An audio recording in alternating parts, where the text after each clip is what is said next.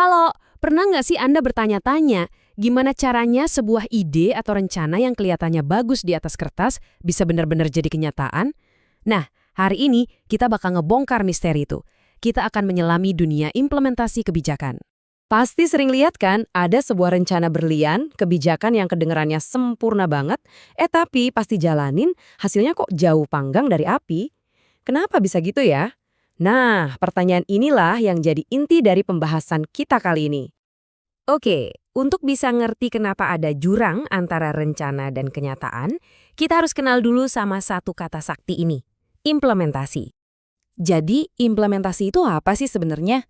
Gampangnya gini deh, ini tuh semua tindakan nyata yang dilakuin setelah sebuah kebijakan diputuskan.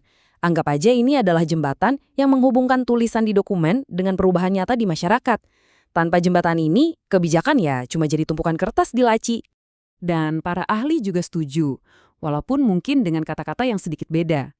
Charles O. Jones misalnya, ngelihat ini sebagai proses menjalankan suatu program.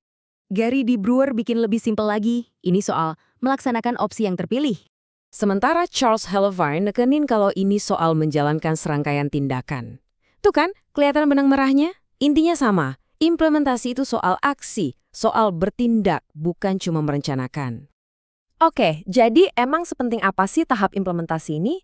Kenapa kita nggak bisa berhenti aja setelah punya rencana yang keren? Ada kutipan dari Udoji yang ngena banget nih. Katanya, tanpa implementasi, kebijakan terbaik sekalipun cuma jadi impian atau rencana bagus yang tersimpan di arsip. Implementasi inilah yang mengubah dokumen mati jadi dampak yang hidup di masyarakat.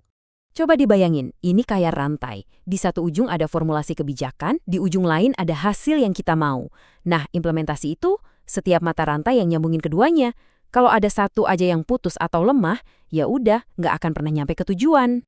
Ya, kalau gampang sih semua kebijakan pasti berhasil kan. Tapi kenyataannya, proses implementasi itu kayak ngelewatin labirin penuh rintangan. Yuk, kita lihat apa aja sih tantangannya? Setidaknya ada 4 tantangan besar nih. Pertama, prosesnya itu sendiri ribet banget. Nggak ada tuh yang namanya jalan lurus. Kedua, ada banyak banget pihak yang terlibat. Pemerintah, swasta, masyarakat, dan kepentingannya, wah, sering tabrakan. Ketiga, tujuan yang di atas kertas kelihatannya jelas, pas di lapangan bisa ditafsirin macam-macam sama pelaksananya. Dan yang terakhir, selalu ada aja variabel tak terduga yang bisa bikin rencana paling matang sekalipun jadi berantakan. Nah, dengan segala keruwetan ini, gimana dong cara kita buat mahaminnya? Tenang, para ahli udah nyiapin semacam peta atau kerangka kerja buat bantu kita menganalisis proses yang kadang terasa kacau ini. Contohnya nih, Lineberry ngasih 4 langkah yang logis banget. 1. Siapa yang ngerjain? Tunjuk timnya. 2. Gimana cara ngerjainnya? Bikin aturan main atau SOP yang jelas. 3. Gimana biar semua kerja bareng? Atur koordinasinya. Dan 4. Butuh apa aja buat ini? Siapin dan alokasikan sumber dayanya. Simple kan? Tapi penting banget. Beda lagi sama Anderson, dia ngajak kita jadi detektif dengan 4 pertanyaan kunci. Siapa aja sih aktornya? Terus, prosesnya sendiri gimana jalannya? Gimana caranya mastiin semua orang patuh sama aturan? Dan yang paling krusial, hasilnya apa di lapangan? Efeknya gimana? Ini kayak daftar periksa buat ngecek kesehatan sebuah implementasi.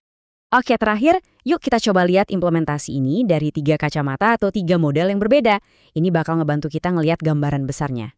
Modal pertama ini yang paling umum kita bayangin, pendekatan top-down atau dari atas ke bawah. Gampangnya, model ini ngelihat semuanya dari sudut pandang para pengambil keputusan di puncak. Mereka bikin rencana, terus harapannya rencana itu ngalir lancar ke bawah, ke para pelaksana. Jadi, fokus utamanya ya kontrol, biar semua sesuai sama rencana awal. Tapi, tentu aja ada kacamata kebalikannya, yaitu pendekatan bottom-up, dari bawah ke atas. Nah, yang ini justru mulainya dari ujung tombak, dari mereka yang di lapangan, guru, polisi, petugas kesehatan, mereka yang ketemu langsung sama masyarakat.